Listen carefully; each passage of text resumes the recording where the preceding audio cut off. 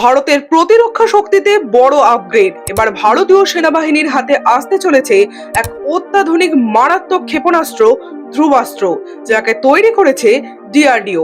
এটি হেলিকপ্টার থেকে নিক্ষেপ করা যাবে। বিশেষ করে উঁচু পার্বত্য অঞ্চলে এটি অত্যন্ত কার্যকর।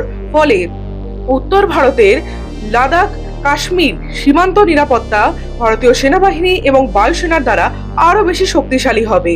এই ক্ষেপণাস্ত্র তৈরির পরিকল্পনা করা হয়েছিল 1980-এর দশকে ডক্টর এপিজে আব্দুল কালামের নেতৃত্বে।